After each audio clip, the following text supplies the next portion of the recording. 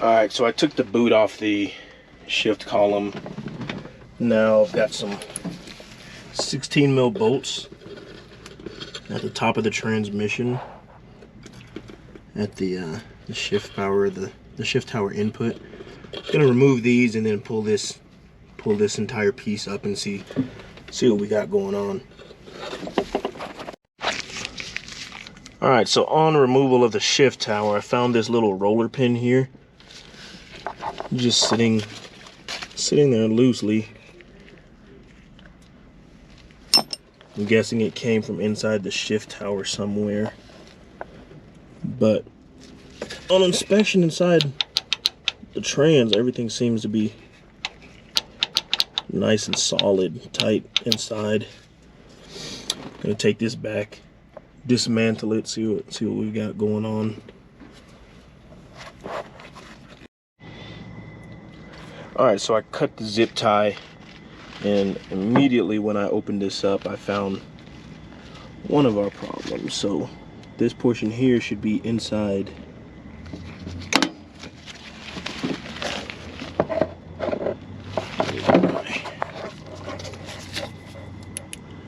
that should be mated up with this right here, and I'm guessing this roll pin or whatever goes in there and holds it. So gotta try to figure that out. All right, so hopefully this is a little clearer. You got your shift tower, this roll pin goes through these two with this located in the middle. So I'm about to put this back on, line it up, try to slide this in. I don't even know how the heck it got out. Interesting. All right, so I got that pin back in there. I don't know if you can see it. It's back in. I can already tell just from out here that there is a lot less slop. So with that pin not being in there, it was allowing this shift tower piece to just slop back and forth, back and forth. And you can kind of see on the side of the housing where it was hitting. So that's one problem fixed. I do still believe that the clutch linkage does need to be adjusted. It's insane, but this should at least get their the slop in the shift tower should be gone with fixing this, hopefully. I don't see anything to like hold this little roll pin in place. There's no locking tab, there's nothing in there that I can see. I don't know, just pop it in and hope for the best. And it needs to be able to freely move, so I can't like put Loctite on it or anything. It needs to be able to move back and forth. But yeah, I'll catch up with you guys. All right, so this is with the I guess the repair made. You can see there's maybe 1.5 inches, maybe 2 inches of play, while before this thing was sloshing, I would say a good 5 or 6 inches. It's a lot tighter.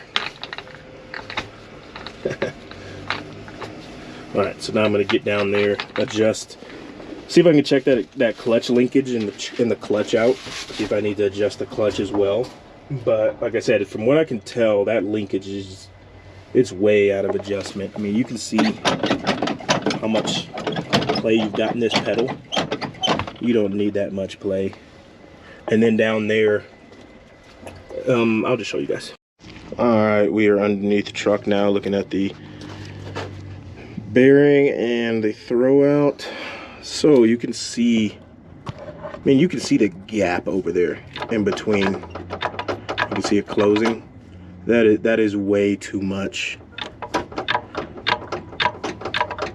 So what actually might be happening during change,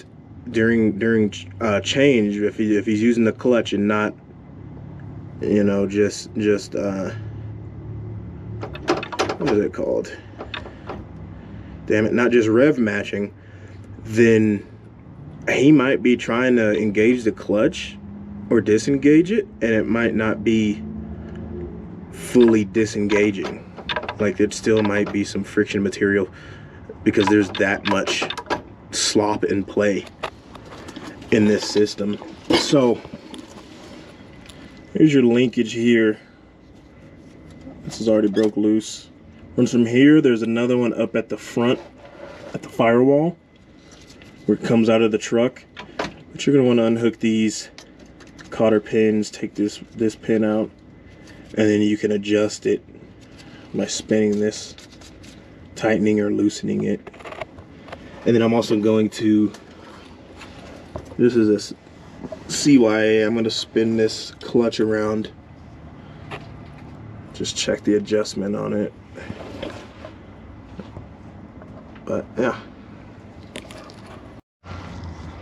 Alright, so we've got our linkage unhooked here.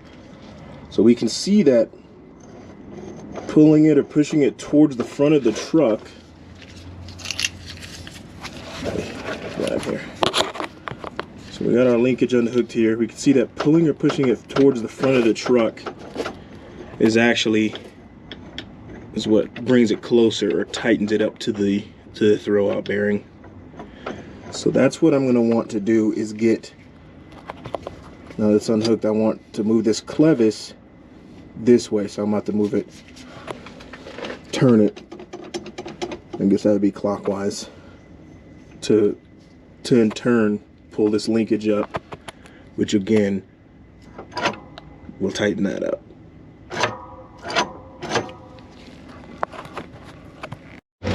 Okay, so I've not adjusted the clutch. It's one of those auto adjusting, self-adjusting clutches. Just wanted to show you guys something. So this clutch is actually going to need to be replaced here sooner than later. Like I said, it's a self-adjusting. So I don't know if you can see that says new. So if there's a little plastic or rubber tab over here, and it is actually sitting on a portion that says replace. I don't know if you guys can see that or not. Damn it.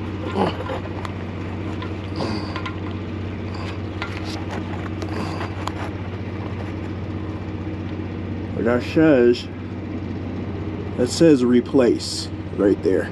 Sorry, you probably can't see it right there, and it's where that tab is at. So we'll get, once again, over here on this side, you can see it there. It says new, and then over on the other side it says replace. Like I said, it's this little rubber tab deal. In there, kind of sitting right there, and it travels along. As your clutch wears out, it'll travel along this valley until it gets to replace. So start off new, move over, it'll travel to replace. There is no adjusting this style of clutch. I did what I could for them to buy them a little more time in adjusting this linkage, but they're gonna need to replace this clutch here before they just don't have a clutch. They'll have to start this truck off in gear. And yes, that is the thing. But catch you guys later.